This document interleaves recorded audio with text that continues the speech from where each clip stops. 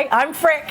I'm Frack, and we are coming to you live today from Secret Knock in San Diego, which is a great 2.5, 3-day networking event where a lot of business professionals, entrepreneurs, seasoned people come together, celebrities and surprise guests. Everybody shows up, they have no idea what they're in for, and they all come together in community to talk about business. And so what we want to talk to you about today is not only this phenomenal event, which we'll put details below for you, but what should people be thinking about when they sign up to go to some of these different networking and business events? It's amazing to me how often, the success formula, the success for anything, the formula is 50% is in the thinking, 25% is in the planning, and then 25% is in the execution. Most people go right to the idea, right, or they go right to the event, and they forget the 75% of the substance of the actual formula that perpetuates success. And so for us coming here, we did our thinking first, right? What is the goal of the event? What is our objective, right? What do we want to walk out home? How do we maximize everything that's here for awesome take-home value? And it's really still crazy to me how many people come to the event and they start thinking about what they're going to do once they get here instead of really thinking before we get here.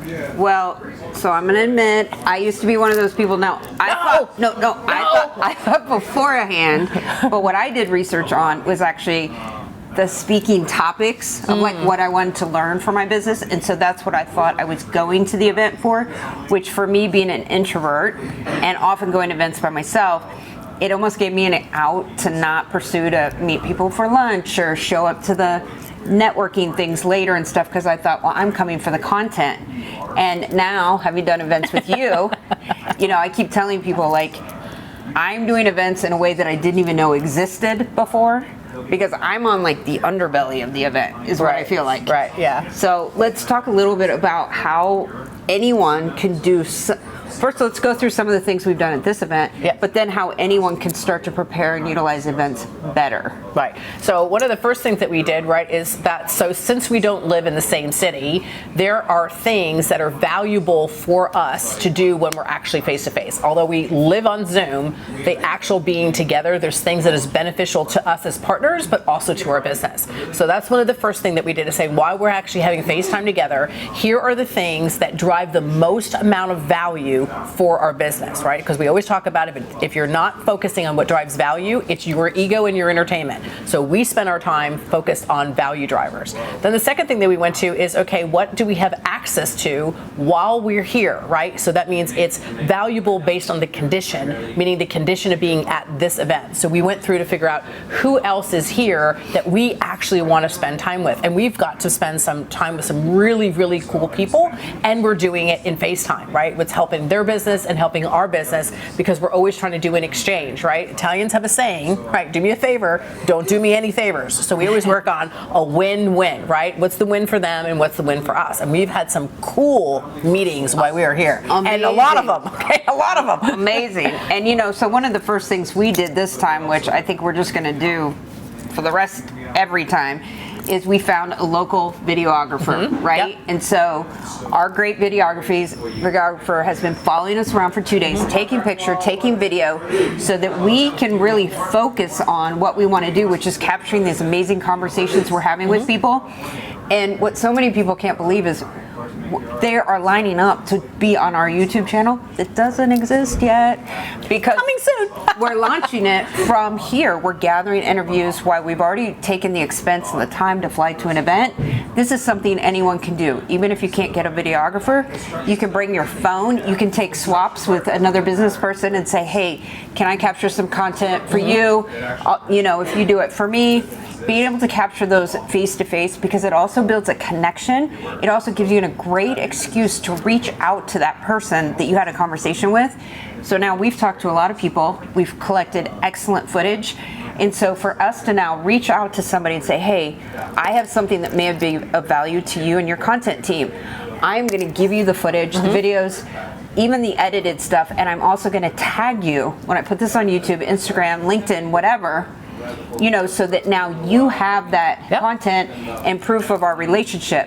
That makes your face, because everybody's meeting a lot of people, super sticky, because you're reaching out again. And so that's one of the things that we've done that's been really good.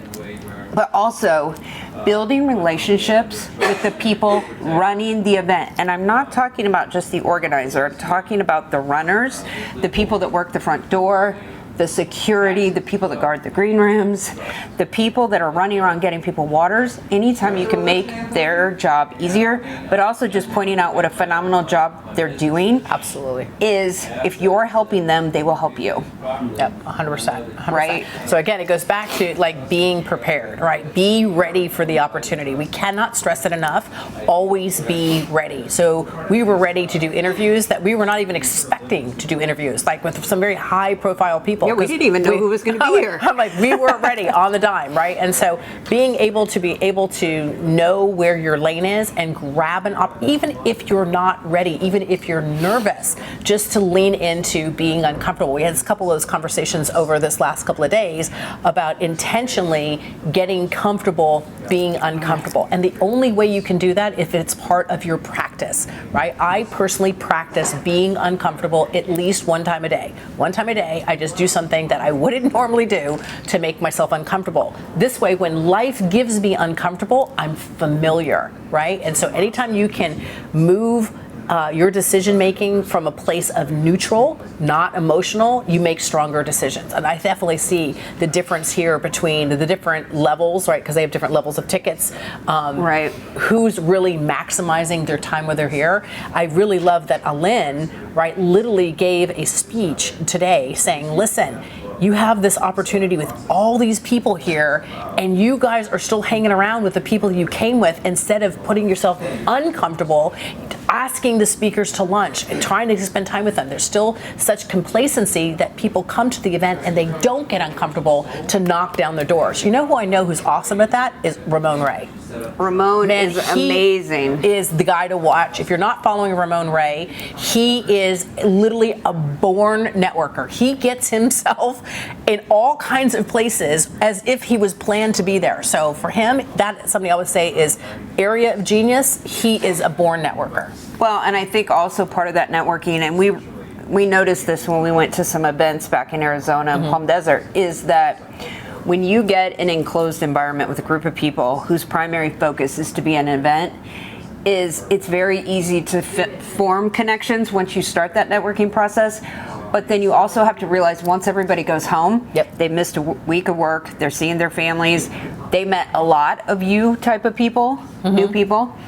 And so it's easier when you're with them and you're having a great engaging conversation is to not only exchange information, but go ahead and put a date on the calendar of when you're going to connect, when that next step is and what that next step is. Because like I said, things fall through the crack unintentionally because we all get back, we get busy. And so while you're face to face, while you're building that relationship, go ahead and let them know that you really value that new relationship you have, and plan some next steps that are collaborative. And it really starts from giving first. Yeah, so just some of the tips that I learned while I was here. So Natasha Grozadana basically was saying to me that in her phone, what she does is right next to somebody's name, she actually puts the city where they originate, where they derive. That was great. I did that one today. Right? I immediately, so I was like, that's a perfect tip. So now I've been going through my contacts to actually put where their home city is. And what she was explaining is that now when she goes into the city like New York, she literally just searches New York and her phone contacts and everybody that she knows in there. So it was a perfect tip. I love that. C-Rock talked about the fact that he was putting in the notes like little reminders about that person, like what they like and what they're interested in. I really like that one too.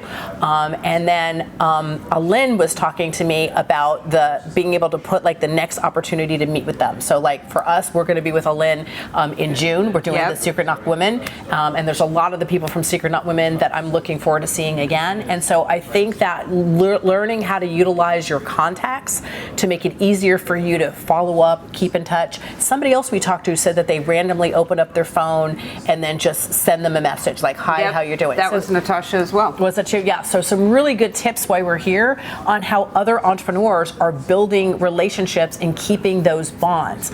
And so those were definitely some of the tips that I was like, you know what? And I did right away. I was like, oh my God, that was brilliant. I am on that. I'm like, okay, way to go. My Italian sister Natasha gave me something and I am implementing it right now. Look at the impact she's making. So I hope you guys got some great tips about going to networking events and how to kind of extend those skills that you already have. But we have to go because we are actually at the event and we need to get back to connecting to more people. So we'll talk soon. Thank you for joining us. Bye.